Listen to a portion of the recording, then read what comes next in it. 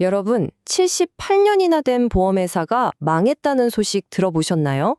이게 무슨 뜻이냐면요. 우리가 이것만 있으면 괜찮아 하고 굳게 믿었던 바로 그 안전망이 무너졌다는 얘기예요. 오늘 이 분석에서는 보험 산업의 충격적인 현실을 아주 깊숙이 파헤쳐 보겠습니다. 자, 이 숫자 좀 보세요. 120만. 이게 뭘 의미할까요? 바로 이 사태 때문에 한순간에 모든 보호막을 잃어버린 사람들의 숫자입니다. 안정적인 미래를 위해 차곡차곡 쌓아온 계획이 그냥 하루아침에 사라져버린 거죠. 그리고 이건 그분들이 고스란히 떠안아야 할지도 모르는 손실액입니다. 무려 1,700억 원. 물론 예금자 보호법이라는 최소한의 장치가 있긴 하지만 그걸로는 어림도 없는 거죠. 수십 년 동안 낸 내 소중한 보험료가 말 그대로 허공으로 날아갈 위기에 처한 겁니다. 그래서 이제 이 질문은 더 이상 남의 얘기가 아닙니다. 바로 여러분께 던져야 하는 질문이죠. 지금 내가 가입한 그 보험, 과연 정말로 안전한 걸까요? 자, 그럼 도대체 어떻게 이런 일이 벌어진 걸까요? 무려 22년 만에 처음으로 파산한 보험사, MG손해보험. 그 거대한 몰락의 과정을 아주 자세히 한번 들여다보겠습니다. 보험이라는 게 뭐예요? 혹시 모를 미래의 위험에 대비하는 우리의 마지막 보루, 그야말로 인생의 안전망이잖아요. 근데 그 안전망 자체가 그냥 툭 하고 끊어져 버린 겁니다. 2025년 5월에 영업정지 처분을 받더니 결국 9월에는 모든 영업이 완전히 멈춰섰습니다. 보험에 대한 사람들의 근본적인 믿음이 산산조각 난 순간이었죠. 그 피해는요, 고스란히 120만 가입자들의 몫이 됐습니다. 물론 예금보험공사가 1인당 5천만 원까지는 어떻게든 막아줍니다. 근데 문제는 그 이상 돈을 넣은 사람들이죠. 5천만 원을 초과하는 해약 환급금을 돌려받지 못할 위기에 처한 분들이 2만 1,000명이 넘고요. 그 피해액을 다 합치니까 무려 1,700억 원이 훌쩍 넘는다는 거예요. 와, 수십 년 믿고 부은 돈인데 정말 상상만 해도 아찔하지 않나요? 아니, 78년이나 버텨온 회사가 어떻게 하루아침에 이런 지경에 이른 걸까요? 이게 과연 누구 한 사람의 잘못일까요? 지금부터 이 기나긴 실패의 사슬을 하나하나 끊어서 분석해 보겠습니다. 이 슬라이드 정말 흥미롭지 않나요? 딱 보면 패턴이 보이죠. 국제화재 시절부터 시작해서 이름만 4번을 바꿨지만 결과는 늘 실패, 실패, 또 실패, 똑같았습니다. 근데 여기서 진짜 중요한 질문은 이거예요. 왜 이게 계속 반복될 수 있었을까? 이건 그냥 운이 나빴다. 이런 차원의 문제가 아니라는 거죠. 부실한 회사를 제대로 정리하지 않고 그냥 이름만 바꿔서 새 주인한테 넘기는 우리 금융 시스템의 구조적인 문제가 있었다는 걸 보여주는 겁니다. 실제로 한 회사가 부실 금융기관이라는 딱지를 3번이나 받은 건 역사상 처음 있는 일이래요. 실패의 책임, 사실 한두 군데가 아니었습니다. 먼저 경영진, 자동차 보험 손해율이 98%에 달했다는 건 보험료 10,000원을 받으면 9,800원을 보험금으로 내줘야 했다는 얘기예요. 사실상 장사를 하면 할수록 손해보는 구조를 그냥 내버려 둔 겁니다. 그럼 대주주는요? 이건 뭐 밑빠진 독에 물 붓기다 라면서 자본 투입을 거부했죠.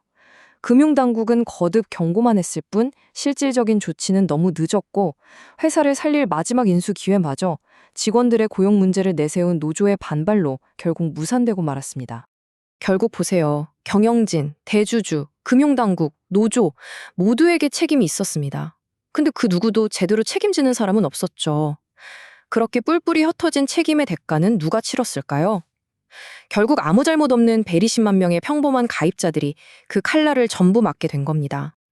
자, 이제부터가 더 중요합니다. MG손해보험의 붕괴는 그냥 한 회사의 비극으로 끝나지 않을 수 있습니다. 이건 우리 보험업계 전체에 보내는 아주 위험한 경고 신호일 수 있거든요. 여기서 우리가 꼭 알아야 할 개념이 하나 있습니다. 바로 지급여력 비율이라는 건데요. 말이 좀 어렵죠? 아주 쉽게 말해서 보험사가 얼마나 튼튼한지를 보여주는 건강검진 성적표라고 생각하시면 돼요. 만약에 모든 가입자가 지금 당장 내 보험금 다 주세요 했을 때 회사가 그걸 문제없이 다 줄 수 있는 돈이 있냐 없냐 그걸 보여주는 수치입니다. 그리고 이 그래프를 보시면 상황이 얼마나 심각했는지 바로 알 수 있습니다. MG손해보험의 지급여력 비율 파산 직전에 고작 4%였습니다. 4%. 이게 무슨 말이냐면요. 100명이 보험금을 청구하면 단 4명에게만 줄 돈이 있었다는 거예요. 금융당국이 정한 최소 기준이 100%인데 이건 뭐 사실상 그냥 빈 껍데기나 다름없었던 거죠. 업계에서는 이런 회사들을 좀비 보험사라고 불러요. 겉으로는 멀쩡하게 영업하면서 보험 상품 팔고 다니는데 속은 이미 다 썩어서 죽어가고 있다는 뜻이죠. 진짜 무서운 건 이런 위험한 좀비가 MG손해보험 하나만이 아닐 수 있다는 점입니다. 이건 보험업계 전반의 저금리, 고령화 같은 구조적인 문제랑 맞물려서 언제 터질지 모르는 시한폭탄 같은 거예요. 그런데 회사가 망하는 것만이 위험의 전부는 아닙니다. 어쩌면 더 화가 나는 상황일 수도 있는데 회사는 재정적으로 멀쩡해요. 돈도 많아요. 그런데 내가 아파서 보험금을 달라고 하니까 안 주는 거예요. 이것이야말로 매년 수많은 가입자들이 겪고 있는 보이지 않는 전쟁입니다. 여기 정말 기가 막힌 사례가 하나 있습니다. 20년 넘게 꼬박꼬박 암보험료를 낸 50대 남성분이 대장암 진단을 받으셨어요. 당연히 보험금을 청구했죠. 하지만 보험사는 지급을 거부했습니다. 이유가 뭔지 아세요? 20년 전 건강검진에서 본인조차 기억 못하는 아주 작은 용종이 발견됐다는 사실을 알리지 않았다는 것이었습니다. 이게 말이 된다고 생각하세요? 이런 말도 안 되는 일이 벌어지는 건 보험사들이 흔히 쓰는 아주 악질적인 전략 때문입니다. 바로 버티기죠. 일단 청구를 받으면 1번, 끝도 없이 추가 서류를 요구하고요. 2번, 심사를 핑계로 계속 소통을 지연시킵니다. 3번, 가입자가 완전히 지쳐 떨어져 나가길. 4번, 그래서 스스로 포기하길. 5번, 기다리는 겁니다. 왜냐고요? 100명 중 단 10명만 포기해도 그게 전부 회사의 이익이 되니까요. 이 현실을 아주 극명하게 보여주는 비교죠. 내 돈을 가져갈 때, 그러니까 보험 가입시킬 때는 3분이면 충분합니다.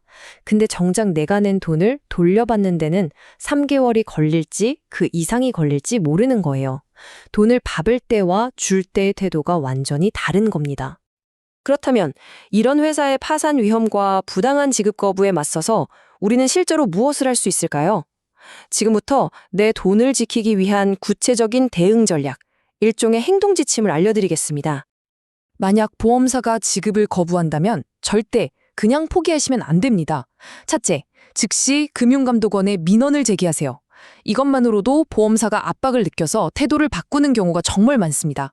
둘째, 그래도 해결이 안 되면 금융분쟁조정위원회에 조정을 신청하세요. 이 기관의 결정은 법적 효력에 준할 만큼 아주 강력한 영향력을 가집니다. 기억하세요.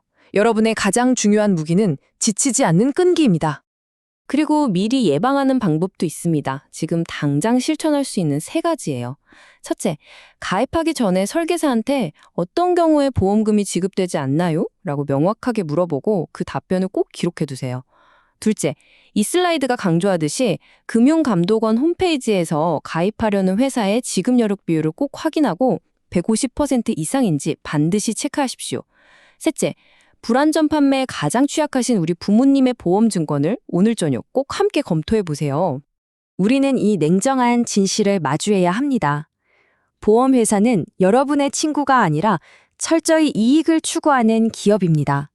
설계자는 수수료를 위해 일하고 금융당국은 대부분 문제가 터진 후에야 움직입니다. 결국 나를 지켜줄 첫 번째, 그리고 최후의 방어선은 바로 나 자신이어야만 합니다. 오늘 이 분석의 핵심 결론입니다. 내 돈은 내가 지켜야 한다. 다른 그 누구도 대신 지켜주지 않습니다. 이 책임감을 갖는 것이 무엇보다 중요합니다. 마지막으로 이 질문을 남깁니다. 여러분이 믿고 있는 그 안전망에는 혹시 구멍이 뚫려 있지 않습니까? 어쩌면 지금 바로 확인해 보셔야 할 때입니다.